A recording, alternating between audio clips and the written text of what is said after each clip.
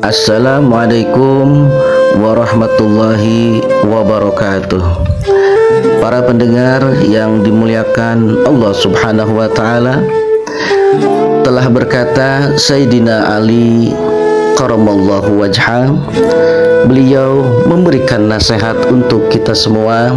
Di antara nasihatnya yang pertama yaitu kun indallahi khairun nas wa kun indan nafsi syarrun nas. Jadilah engkau di sisi Allah Subhanahu wa taala sebagai manusia yang terbaik, dan jadilah engkau untuk dirimu sendiri sebagai manusia yang hina.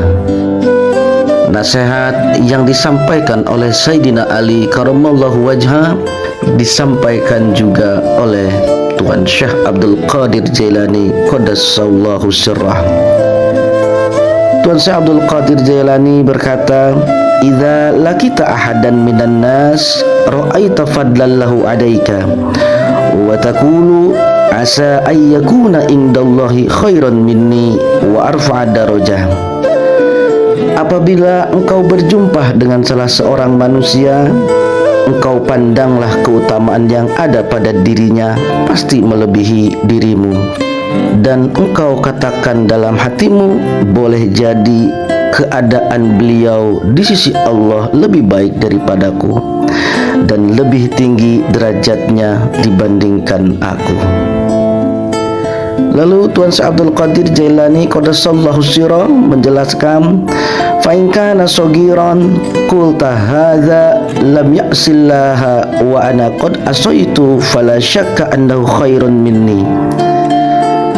Jika kita bertemu dengan seorang anak kecil, maka katakanlah dalam hati kita, anak ini belum pernah melakukan maksiat kepada Allah, sedangkan aku telah banyak melakukan maksiat.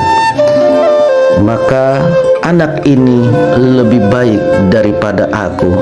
Dia tidak memiliki dosa, sedangkan aku mempunyai banyak dosa. Lalu Tuan Abdul Qadir Jailani qaddasallahu sirrah menjelaskan, wa in kana kabiran qulta hadza qad abadallaha qabli. Dan jika engkau bertemu dengan orang yang sudah lanjut usia, maka katakanlah di dalam hatimu, orang tua ini usianya lebih dari aku. Beliau lahir jauh sebelum aku. Tentunya amal ibadah yang beliau lakukan lebih banyak daripada aku yang lahir sesudah beliau. Maka amal ibadah beliau lebih banyak daripada aku. Lalu Tuan Syekh Abdul Qadir Jailani qaddasallahu sirral aziz, beliau menjelaskan yang berikutnya, wa in kana aliman qulta hadza u'tiya ma lam ablug wa nala ma lam anal wa alima ma jahiltu wa huwa ya'malu bi ilmi. Jika kita bertemu dengan orang alim, orang yang berilmu, orang yang berwawasan tinggi, maka katakanlah di dalam hati kita, orang ini telah diberikan oleh Allah Subhanahu wa taala ilmu yang banyak. Orang ini telah diberikan apa yang belum pernah aku capai, dan ia telah meraih apa yang belum pernah aku peroleh, dan ia telah mengetahui apa yang aku tidak ketahui. Maka orang yang berilmu itu pasti lebih baik daripada aku. Beliau berbuat berdasarkan ilmunya. Lalu yang berikutnya Tuan Syekh Abdul Qadir Jailani qaddasallahu sirrah menjelaskan, wa in kana jahilan qulta hadza asallaha bijahlin wa ana asaituhu bi ilmin wala adri bima yukhtamu li au bima yukhtamulah. Jika kita bertemu dengan orang yang jahil atau bodoh, maka katakan di dalam hati kita, orang ini bermaksiat kepada Allah karena kebodohannya, karena ketidaktahuannya, sedangkan aku terpeleset dalam kemaksiatan kepada Allah Subhanahu wa ta'ala Aku pun sudah tahu bahwasannya itu berdosa, tapi masih aku lakukan. Maka bisa jadi orang yang jahil tersebut Allah ampuni dosanya karena ia melakukan perbuatan maksiat, tidak tahu ilmunya. Suatu saat orang yang bermaksiat itu akan mengetahui ternyata yang ia lakukan adalah perbuatan dosa, lalu ia bertobat. Tapi aku, orang yang sudah tahu tentang hukum agama, malah melakukan maksiat. Maka akulah orang yang hina daripada orang yang jahil, yang bodoh tersebut. Lalu Sayyidina Ali karamallahu wajhah berpesan yang kedua, wa kun indan nasi rajulan minan nasi, dan jadilah kita di hadapan manusia orang yang biasa saja. Inilah pesan dari Sayyidina Ali karamallahu wajhah. Beliau berpesan kepada kita semua, jadilah kita di hadapan Allah, di sisi Allah sebagai hamba yang terbaik. Dan jadilah kita untuk diri kita sendiri manusia yang hina, dan jadilah kita di hadapan manusia menjadi orang yang biasa saja.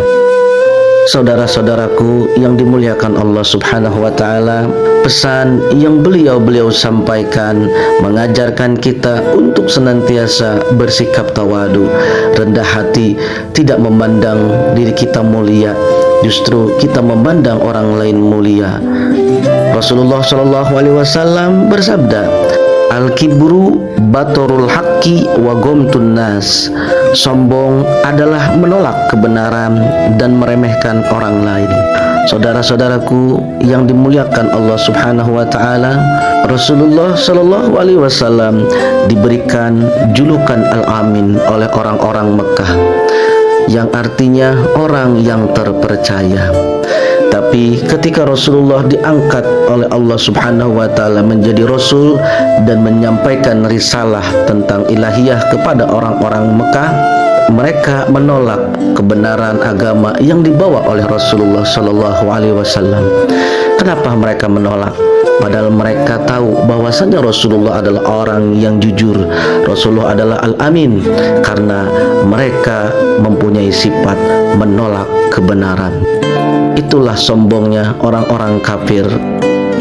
Lalu yang dikatakan sombong yang kedua yaitu meremehkan orang lain. Ketika Allah Subhanahu wa ta'ala menitipkan kepada kita harta yang melimpah, dikasihnya kita fasilitas-fasilitas dunia yang mewah, apakah ketika kita menggunakan kendaraan yang bagus itu sombong? Apakah ketika kita memakai pakaian yang bagus itu sombong? Dikatakan sombong ketika kita menggunakan mobil, memakai pakaian yang bagus, lalu kita meremehkan orang lain. Itulah yang dikatakan dengan sombong. Rasulullah SAW bersabda, la yadkhulul jannata man kana fi qalbihi mithqalu dzarratin min kibr. Tidak akan masuk surga orang yang mempunyai sifat sombong di dalam hatinya meskipun sebesar zarrah. Saudara-saudaraku yang dimuliakan Allah Subhanahu wa ta'ala, sifat sombong bisa masuk ke dalam hati manusia dikarenakan 4 perkara. Yang pertama, ziyadatul mal, bertambahnya harta. Lalu yang kedua, ziyadatul mansib, artinya bertambahnya kedudukan. Yang ketiga, ziyadatul ilmi, bertambahnya ilmu, bertambahnya wawasan, baik ilmu agama, ilmu sosial, ataupun ilmu dunia. Lalu yang keempat, ziyadatut ta'ah, bertambahnya ketaatan kepada Allah Subhanahu wa ta'ala. Saudara-saudaraku yang dimampukan oleh Allah Subhanahu wa ta'ala melaksanakan kebaikan-kebaikan, yakni diantaranya bisa melaksanakan ibadah sholat fardu berjamaah di masjid. Ketika kita pulang dari masjid, jangan sampai berprasangka buruk kepada saudara-saudara kita yang tidak hadir sholat berjamaah di masjid bersama kita. Bisa jadi orang tersebut tidak melaksanakan ibadah sholat di masjid berjamaah bersama kita, justru dia menangis dalam kesendiriannya, dia bertafakur kepada Allah Subhanahu wa Ta'ala, dia meminta ampunan kepada Allah Subhanahu wa Ta'ala akan dosa-dosanya. Maka dari itu, saudara-saudaraku yang Allah mampukan untuk melakukan kebaikan, apapun kebaikan itu, diantaranya sholat berjamaah, jangan berprasangka buruk kepada saudara-saudara kita yang belum melaksanakan sholat berjamaah di masjid. Mengajak saudara-saudara kita untuk sholat berjamaah di masjid itu bagus. Akan tetapi ketika saudara-saudara kita yang kita ajak belum bisa ikut berjamaah dengan kita, maka kita doakan beliau agar Allah senantiasa memampukan beliau sebagaimana Allah memampukan kita bisa sholat berjamaah di masjid. Dan masih banyak lagi contoh-contoh sombong yang dikarenakan karena bertambahnya ketaatan. Saudara-saudaraku yang dimuliakan Allah Subhanahu wa Ta'ala, mari kita bersama-sama berusaha semaksimal mungkin untuk menjaga hati kita dari penyakit-penyakit hati, diantaranya ujub, ria, takabur, sombong, iri dengki, hasad, hasud, merasa diri yang paling mulia. Kita berlindung kepada Allah Subhanahu wa Ta'ala dari penyakit-penyakit ini. Dan semoga Allah Subhanahu wa Ta'ala menerima semua amal-amal ibadah kebaikan kita. Juga kelak di akhirat nanti kita termasuk orang yang biqalbin salim, orang yang datang menghadap Allah dengan hati yang selamat, hati yang tenang. Terima kasih atas segala perhatian. Mohon maaf atas segala kehilapan dan kesalahan. Barakallahu fikum ajmain. Assalamualaikum warahmatullahi wabarakatuh.